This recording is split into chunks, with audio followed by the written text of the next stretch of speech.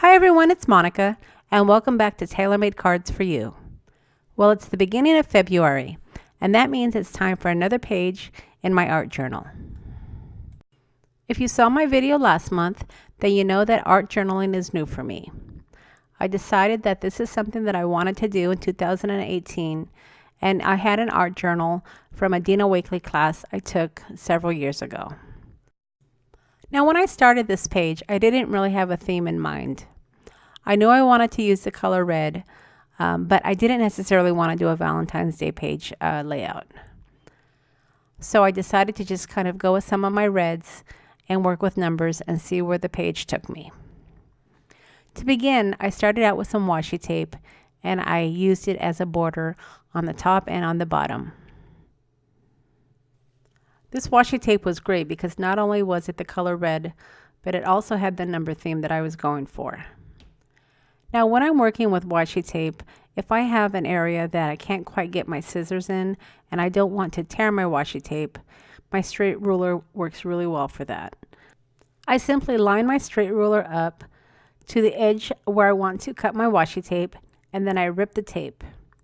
Using my straight edge ruler, I'm able to cut a nice straight line every single time. And then I came in with my Tim Holtz Tonic scissors to cut off some of the excess from the edge of the page.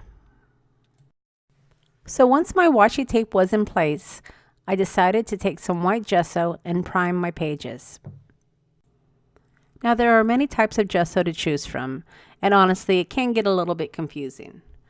But as a beginner, I chose to just work with some acrylic gesso that had a medium body. If you were to look online or go to your local art store, you'll find that not only do they have your gesso in white, but it also comes in clear as well as black. Now, if you've never worked with gesso before, it's very similar to white acrylic paint, only it's thinner. It dries hard, making the surface a little bit more stiff, and it prepares your surface for painting. The gesso will make your surface slightly textured, and it will get it ready to accept your acrylic paint. It also works to mute some of your colors. If you were to add some colors and it was just a little bit too dark or maybe a little bit too vibrant, you can easily add some gesso and rub some of it off with a wet baby wipe, and that will mute out your colors. Now, you don't necessarily have to use gesso on your art journals, but without the gesso, the paint would soak into your pages and it would make your product not as easy to work with. Now, to help spread my gesso, I decided to bring out my Finnabair acrylic brush. Now, this brush is great. Not only is it easy to clean because it doesn't have the bristles that you would typically have with a paintbrush, it has a very straight edge that helps to move product easily to help you get a very thin layer. Now, once I was done with my gesso, I did take my heating tool and dry the surface. It was a little bit tacky, but I didn't want it completely wet when I started to add my tissue paper. This Numbers tissue paper is from Canvas Corp brands, and it worked great for this page. It's just like any typical tissue paper, except it has numbers all over it. It also has a brown tone, which adds to the vintage feel that I love so much. Now, to adhere my paper, I am using my Distressed Collage Medium from the Tim Holtz collection. This Distressed Collage Medium is something that I've used in my previous videos when I'm working to adhere a ephemera or create a collage.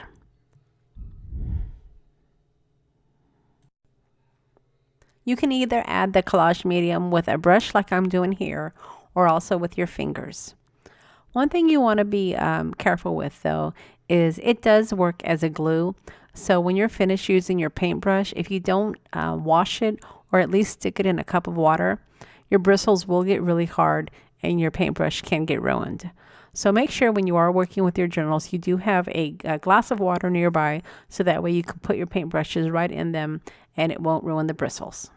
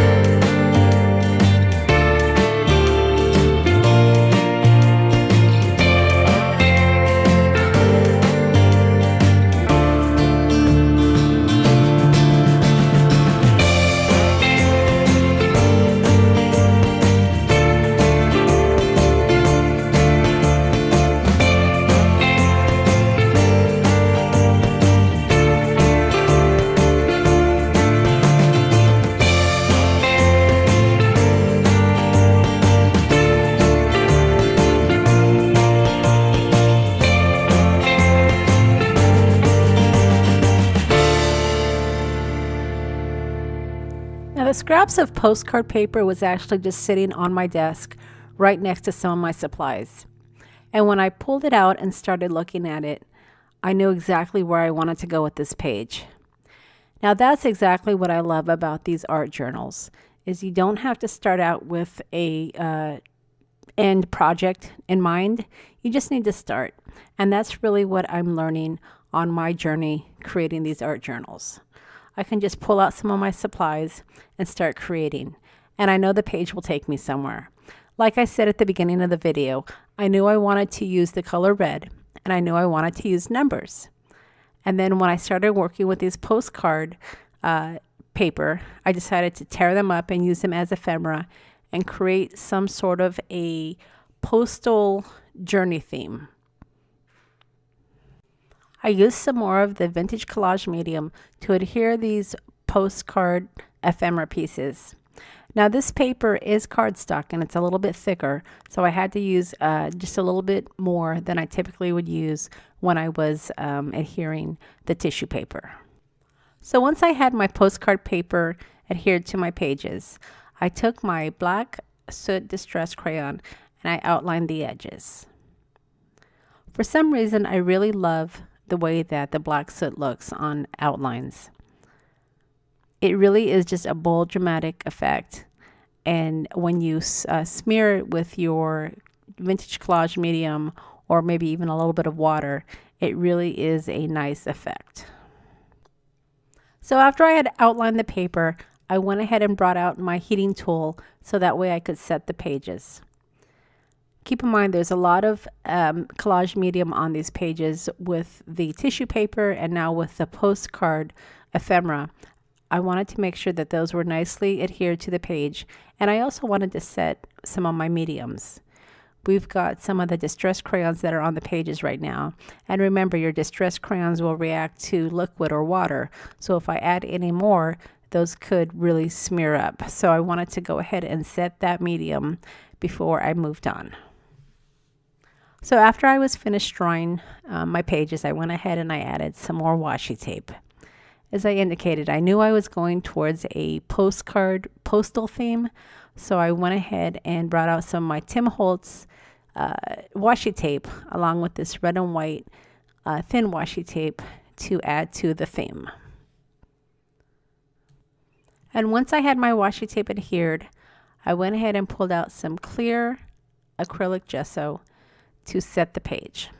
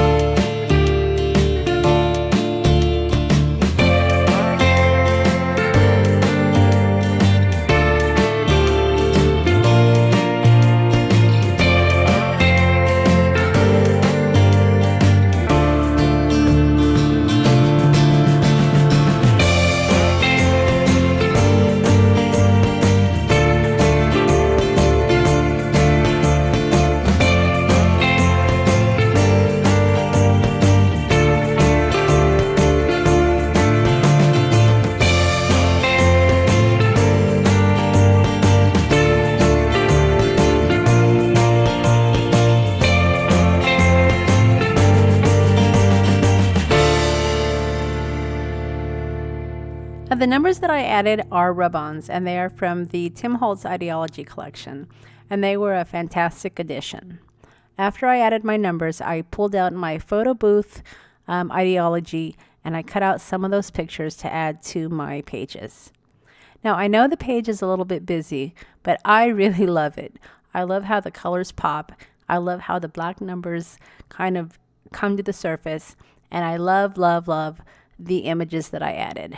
I think the guy on the right looks like a old-fashioned postman, and he really added to the page. So as a final touch, I did pull out my correspondence stamp set, and I added some postal stamps. All right, so at this point, I'm almost done. I just needed to add a few more final touches. So as a final touch, I did add some word phrases to the photo images. And then I also added a word chip from the Tim Holtz collection. And the word chip reads, "Enjoy the journey."